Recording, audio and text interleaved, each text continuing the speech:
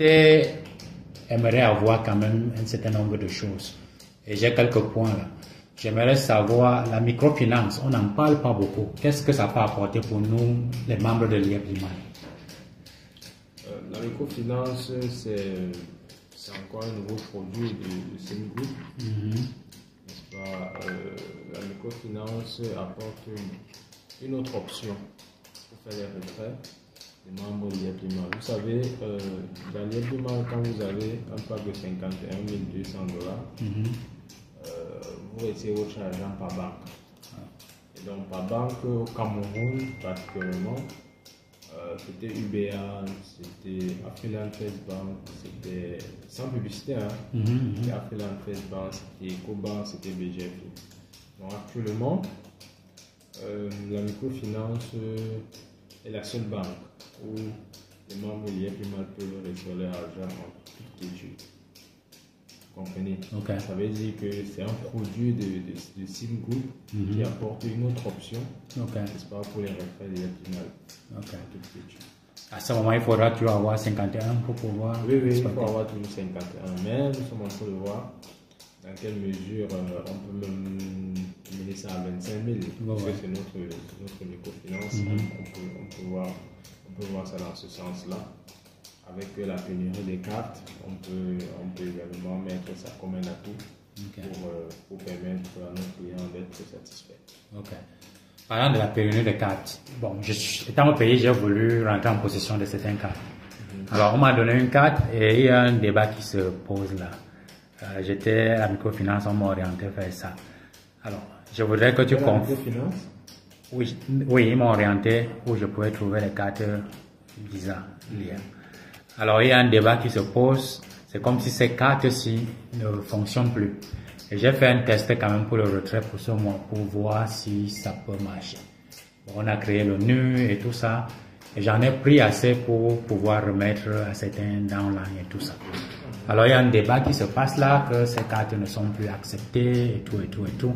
Donc, j'aimerais ici que tu nous éclaircisses par rapport à cette carte.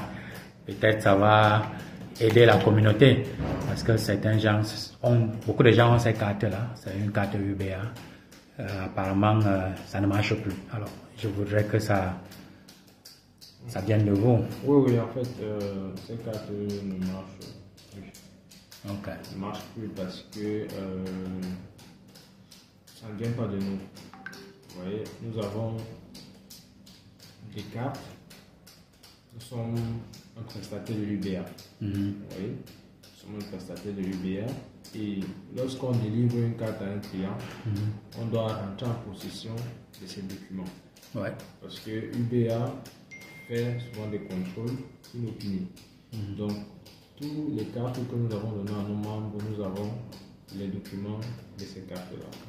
Et donc, si UBA ou bien une telle institution fait un contrôle inopiné et voit que nous sommes en train de travailler avec des cartes avec lesquelles nous n'avons pas les documents, ça pourrait nous poser préjudice. Du coup, nous, on se décline de toute responsabilité par rapport à toutes les autres cartes que nos clients prennent ailleurs.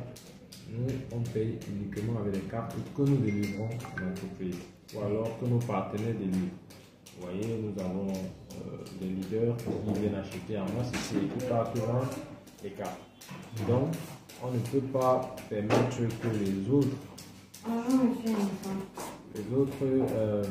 utilisent d'autres cartes, n'est-ce pas, pour faire le retrait dans notre système. On ne permet pas. Donc, ça veut dire que cette carte ne passe plus. Oui, ces cartes ne passent plus. Ça passait avant. Ça passait avant parce que justement on ne contrôlait pas. Quand on a compris qu'effectivement il y a une faille à ce niveau-là, on a donc mis un accent particulier par rapport à ça. Est-ce que c'est moi parce que UBA voudrait respecter les clauses à COSMA qu'ils ont décidé de ne plus faciliter cette transaction? Ou alors ça vient de JIT? On ne pourrait pas se prononcer là-dessus. On ne voudrait pas se prononcer là-dessus. Je ne veux pas parler à la place de l'UBA. Donc ça ne manque pas de UBA. C'est vraiment JIT qui a décidé pour des raisons Oui. C'est coquet ci-dessus. Oui, oui. Ok. C'est l'IB. Ouais. Ce n'est pas l'UBA. Ok, donc ça. Ok, donc nous allons rester patients en attendant les cartes qui. Oui, oui. Notre. Ouais. Les cartes sont en train d'être livrées. On va livrer les cartes et puis nous allons vous livrer également les cartes. Ok. Donc pour le moment, je ne peux même pas rentrer avec une carte ou deux cartes pour satisfaire les. Nous n'avons plus de cartes. Il n'y a plus de cartes. Non, on n'a plus de cartes ici. Ok. Mais je crois que d'ici là, on aura les cartes. Ok. Il y a des bonnes nouvelles à l'horizon. Ouais. Ok. Et comment entrer en possession pour ceux qui sont loin d'ici de ces cartes? C'est la même procédure. C'est la même procédure pour ceux qui sont ici. Il faut fournir, il y a un formulaire qu'il faut remplir que nous allons vous donner. Il y a la photocopie de la CNI ou du passeport. Il y a le numéro d'identification unique. Et il y a le plan de localisation. Ok, toujours la avec même une chose. photo 4x4. Ok. Parce que vous avez ça, vous avez une carte. Alors, pour la microfinance, est-ce qu'il y a possibilité de lier non seulement son compte, est-ce qu'on peut lier à d'autres banques? C'est-à-dire que si on a déjà les possibilités de retirer ces limos pour la microfinance, est-ce que la microfinance pourra facilement être liée à d'autres banques? Oui, c'est comme toute autre institution financière. Ok. Oui, vous pouvez transférer de l'argent de votre microfinance vers une autre banque. C'est Ok. possible. Ça, Donc, pas de souci. Ok, donc ça c'est le futur. On doit s'attendre que tout cela sera mis sur pied. Oui, oui, oui, oui, oui. J'aurais appris que la microfinance aussi pourra délivrer des cartes Visa de le futur. Oui, dans un futur proche, quand ça va passer à une banque, on va pouvoir délivrer les cartes et on n'aura plus ce problème de fournir des cartes. Ok. Ouais. Alors, quel message tu peux passer aux gens de la communauté qui sont encore inquiets? Et ça, c'est d'une part, et d'autre part, pour ceux qui ont vraiment, qui continuent à croire vivement à l'IRP. Non, tout ce que je peux dire à toute la communauté qui me suit, la communauté internationale qui me suit, je leur dis juste d'être encore plus confiants parce que nous sommes l'un des business en ligne qui a fait ses preuves depuis plus de 4 ans. Nous existons et nous travaillons d'arrache-pied. Nous sommes l'une des entreprises en ligne que nous sommes très proches de nos clients. Vous voyez, vous venez des États-Unis, vous venez ici, on est localisable, on est visible. Donc, nous sommes des êtres humains comme tout le monde. On travaille d'arrache-pied. Vous voyez, mon bureau est un peu éparpillé avec les documents et tout.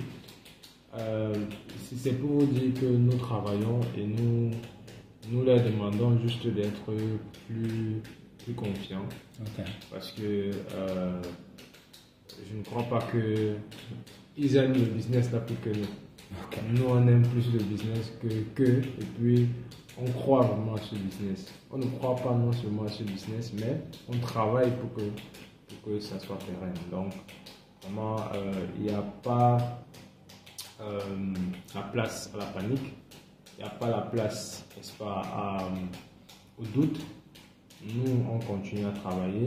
Les mesures comme ça, c'est bien pour tout le monde. Parce que quand on laisse les failles, quand il n'y a pas de problème, il n'y a pas de problème.